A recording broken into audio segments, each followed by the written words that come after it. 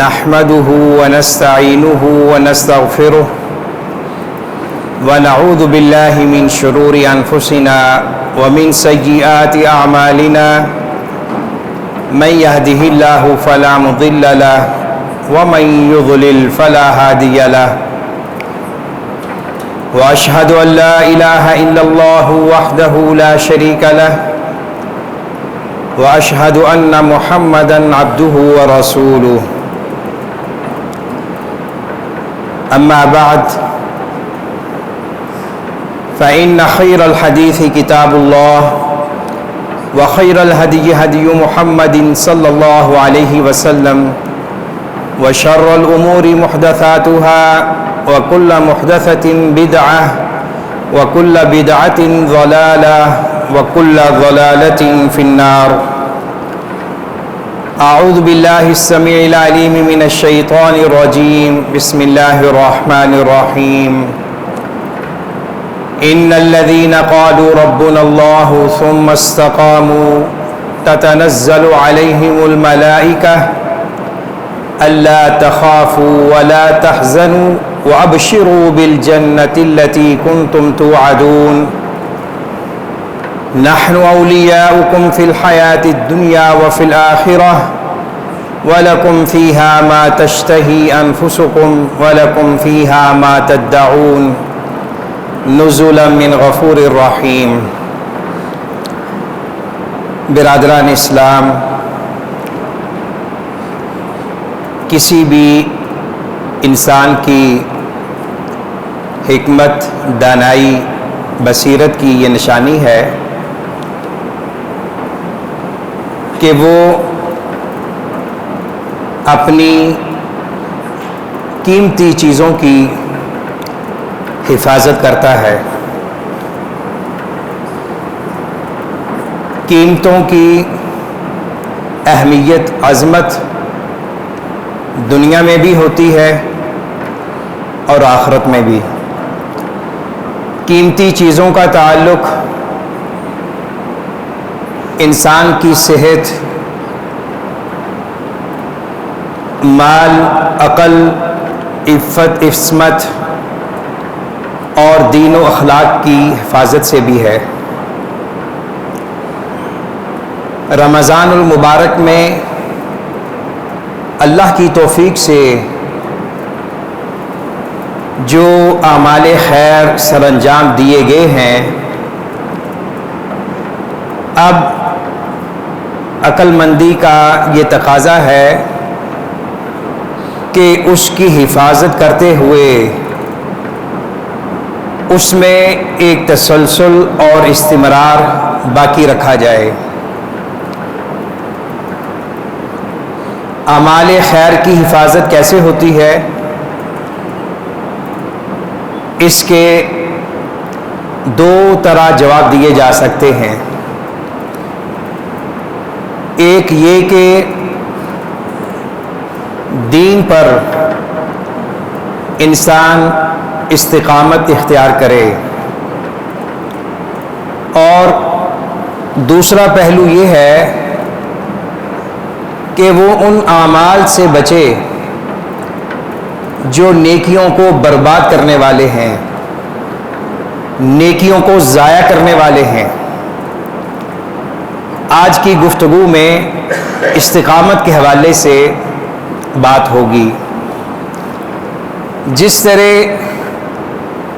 کسی بھی مرض کے علاج کے لیے دو اہم پہلوؤں کو اختیار کیا جاتا ہے. ایک یہ کہ ڈاکٹرز کی ہدایت کے مطابق دوا کا استعمال کیا جائے، اور دوسرا یہ کہ جن چیزوں سے ڈاکٹر نے پرہیز کا کہا ہے اسے اختیار کیا جائے. تو ہماری اس گفتگو کے دونوں پہلو اسی تناظر میں آپ دیکھیں. ہم نے علاج بھی حاصل کرنا ہے اللہ رب العزت کے بتلائے ہوئے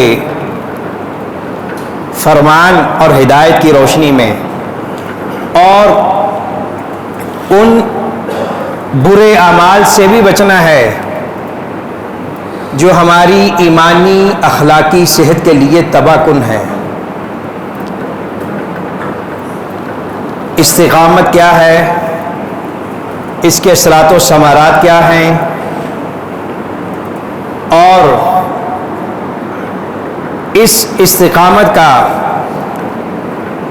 حضرات صحابہ کرام رضوان اللہ تعالی علیہم اجمعین کے ہاں کیا مفہوم ہے، یہ وہ بنیادی سوالات آج کی گفتگو کا محور و مرکز ہیں۔ سورۃ المؤمن کی 3 آیات 30، 31، 32 کی روشنی میں ہم نے قرآن کریم سے رہنمائی حاصل کرنی ہے،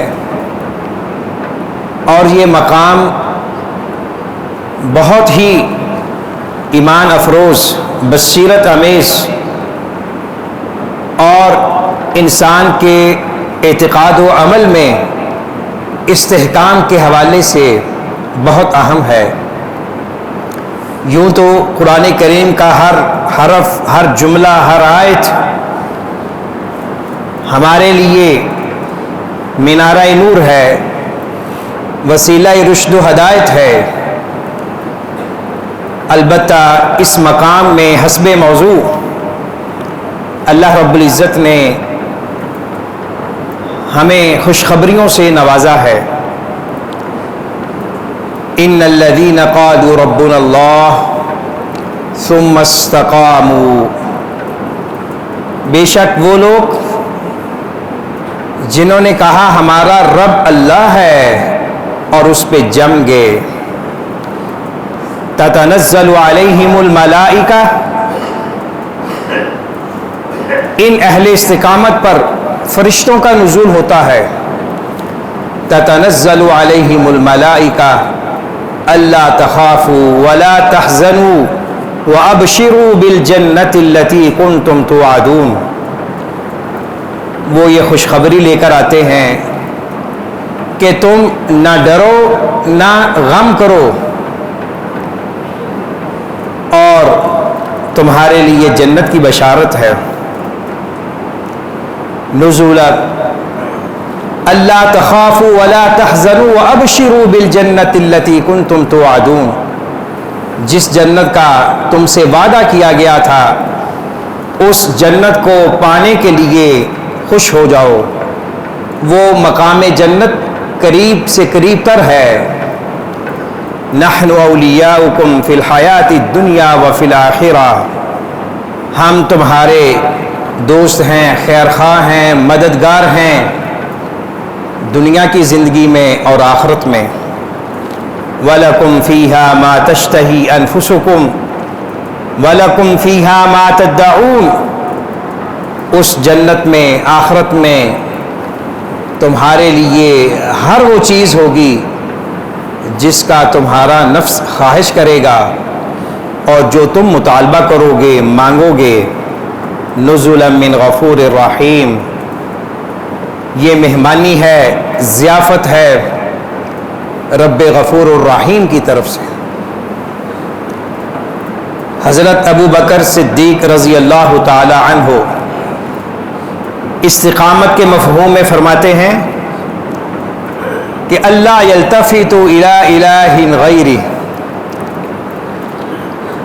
کہ جب جس نے کہہ دیا میرا رب اللہ ہے، پھر وہ اسی اللہ کو معبود برحق سمجھے، صرف اور صرف اسی کی عبادت کرے، اور اس کی عبادت میں کسی کو شریک نہ ٹھہرائے، کسی اور کی طرف نہ جھانکے، کسی اور سے مدد استعانت نہ کرے۔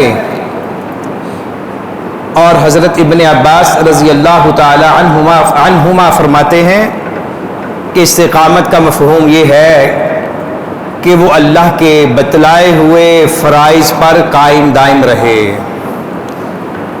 جو اللہ نے بطور دین، شریعت، اخلاق، فرائض مقرر کیے ہیں اس پر جم جائے۔ یہ استقامت کا مختصر مفہوم ہے۔ اب آئیے ہم یہ سمجھیں کہ ربنا اللہ کا معنی کیا ہے۔ یہ بہت عظیم و شان جملہ ہے اور اپنے اندر معانی مطالب کا ایک دریا سموئے ہوئے ہے۔ ربنا اللہ، ہمارا رب اللہ ہے۔ عربی قواعد کے اعتبار سے جس مبتدا کی خبر معرفہ ہو تو اس میں حصر اور تاکید کا معنی پایا جاتا ہے۔ جیسے کہا جاتا ہے صدیقی زید، میرا دوست زید ہے، یعنی وہ دوست جس پر میں اعتماد بھروسہ کر سکتا ہوں وہ صرف زید ہے اور کوئی نہیں ہے۔ تو یہاں معنی ہوگا کہ وہ اللہ جسے میں اپنا خالق مالک اور جسے میں رب العالمین مدبر کائنات مانتا ہوں، وہی میرا اللہ ہے کہ میں جس کی عبادت کر سکتا ہوں، کوئی اور عبادت کے لائق نہیں ہے۔ اللہ رب العالمین کا اسم ذاتی ہے۔ دنیا میں کوئی چیز، ہستی، شخصیت اس نام سے موصوف نہیں ہو سکتی، اور اس لفظ میں بڑی جامعیت ہے۔ اللہ رب العزت کی صفات علیاء بدرجہ عطر موجود ہیں۔ اللہ کون ہے؟ جو ساری کائنات کا خالق مالک اور جس کے لیے آسمان زمین اور جو کچھ ان کے درمیان میں ہے اس کی تسبیح، تحمید، تحلیل، تکبیر میں مصروف ہے۔ یسبح للہ ما فی السماوات و ما فی الارض۔ اللہ کون ہے؟ جس نے انسان کو عدم سے وجود بخشا۔ اللہ جو انتہائی مہربان رحم کرنے والا ہے، جو انسانیت سے ان کی ماؤں سے زیادہ محبت کرنے والا ہے، وہ اللہ جس نے 6 دنوں میں بڑی بڑی کائنات کو، آسمانوں کو، زمینوں کو پیدا کیا اور وہ تھکاوٹ کا شکار نہیں ہوا۔ وہ اللہ جس نے حضرت آدم علیہ السلام کی خلقت سے انسانیت کا آغاز کیا اور انسان کو یہ عظمت، منقبت عطا کی کہ اسے اپنے دست مبارک سے پیدا کیا۔ وہ اللہ جس نے انسان کی خدمت کے لیے کائنات کو مسخر کیا ہوا ہے۔ یہ آسمان، یہ زمینیں، یہ فضائیں، یہ بحر و بر، دنیا کی بے شمار نعمتیں انسان کی خدمت میں لگی ہوئی ہیں اور اللہ کے حکم سے رواں دواں ہیں۔ کہیں تفاوت نہیں ہے، کہیں ابہام نہیں ہے، ہر کوئی اپنے مدار میں کام کر رہا ہے۔ اللہ تبارک الذی بیدہ الملک وہو علی کل شیء قدیر الذی خلق الموت والحیاۃ لیبلوکم ایکم احسن عملا۔ وہ اللہ جس کے ہاتھ میں بادشاہت ہے، سلطنت ہے، فرما روائی ہے، وہ ہر چیز پہ قادر ہے، اور جس نے موت و حیات کو پیدا کیا ہے امتحان کے لیے، ابتلاء کے لیے، آزمائش کے لیے، وہ اللہ وَإِلَٰهُكُمْ إِلَٰهٌ وَاحِدٌ۔ یہ سارے تعارف اللہ کے جمع ہو کر نتیجہ یہ دیتے ہیں کہ دنیا کے لوگوں یاد رکھو تمہارا معبود برحق صرف اور صرف ایک ہے، جس سے اللہ کی ربوبیت میں، خالقیت میں کوئی شریک نہیں ہے، کوئی نظیر نہیں ہے، اس کی عبادت میں بھی کوئی شریک نہیں ہے، وہ تنہا معبود برحق ہے۔ اس اللہ کو مانتے ہوئے اس کے دین پر قائم دائم رہنا استقامت ہے، اور یہ استقامت نماز، روزہ، زکوٰۃ، تلاوت قرآن کریم تک محدود نہیں ہے، بلکہ زندگی کے تمام شعبے اس ضمن میں آتے ہیں۔ قل ان صلاتي ونسكي ومحياي ومماتي لله رب العالمین، کہہ دیجئے میری نماز، میری قربانی، میری زندگی، میری موت اللہ رب العالمین کے لیے ہے۔ نبی اکرم صلی اللہ علیہ وسلم کے پاس ایک صحابی آئے، اے اللہ کے رسول صلی اللہ علیہ وسلم ایسی وصیت کیجئے کہ آپ کے بعد کسی اور سے سوال کی گنجائش نہ رہے۔ دوسری روایت میں ہے ایسی نصیحت وصیت کیجئے کہ جسے میں مضبوطی سے تھامے رکھوں، اس میں تذبذب اور تزلزل کا شکار نہ ہوں۔ آپ نے فرمایا قل ربی اللہ ثم استقم، کہو کہ میرا رب اللہ ہے، پھر اس پہ ڈٹ جاؤ، جم جاؤ۔ اور دوسری روایت میں ہے قالوا قولوا ربنا اللہ ثم استقیموا یا ربنا اللہ ثم استقاموا، ماضی کا صیغہ، کہ کہو ہم اپنے اللہ پر ایمان لائے اور پھر اس پہ جم جاؤ، ڈٹ جاؤ۔ تو استقامت وہ عمل عزیمت ہے جس سے دوسرے اعمال خیر بھی محفوظ رہتے ہیں، اور اس استقامت کو اختیار کرنے کے اور اسے اپنانے کے بے شمار فوائد ہیں۔ ان آیات میں جن کا ذکر ہوا ہے وہ یہ ہے کہ فرشتے خوشخبریاں لے کر آتے ہیں، زندگی میں بھی، موت کے وقت بھی، عالم قبر میں بھی اور عالم حشر میں بھی۔ فرشتے یوں تو ہر انسان کے ساتھ لگے ہوئے ہیں، اپنے فرائض سر انجام دے رہے ہیں، ان کے اعمال کو، ان کے اقوال کو محفوظ کر رہے ہیں، لیکن اس آیت میں جو فرشتے ہیں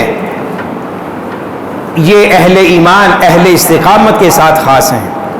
وہ دنیا میں ان کو الہام کرتے ہیں، ان کی ڈھارس بندھاتے ہیں، کہتے ہیں کہ کسی قسم کا خوف نہ کھاؤ، غمگین نہ ہو، دنیا میں کوئی ہرس، کوئی لالچ تمہیں دین سے برگشتہ نہ کر دے۔ یہ فرشتے اہل استقامت، اہل دین کا ساتھ دیتے ہیں۔ اللہ رب العزت سے دعا ہے اللہ تعالی ہمیں ان خوشخبریوں کا حقدار بنائے، اور اللہ رب العزت ان خوشخبریوں کے حصول کے لیے ہمیں تگ و دو کرنے کی توفیق نصیب فرمائے۔ رمضان المبارک کے اعمال خیر میں تسلسل قائم رکھنا بھی اعمال کی حفاظت کا ایک ذریعہ ہے۔ شوال کے 6 روزے بڑی عظمت و فضیلت والے ہیں، یہ نفلی ہیں، مستحب ہیں، انہیں رکھا جائے، مسلسل بھی رکھے جا سکتے ہیں، وقفوں سے بھی رکھے جا سکتے ہیں، اور اچھا ہوگا اگر ہر سوموار اور جمعرات کو روزہ رکھ لیا جائے، یعنی شوال کے۔ اور اس طرح جس پر رمضان کے روزوں کی قضا باقی ہے پہلے وہ ان روزوں کی قضا دے، پھر شوال کے روزے رکھے۔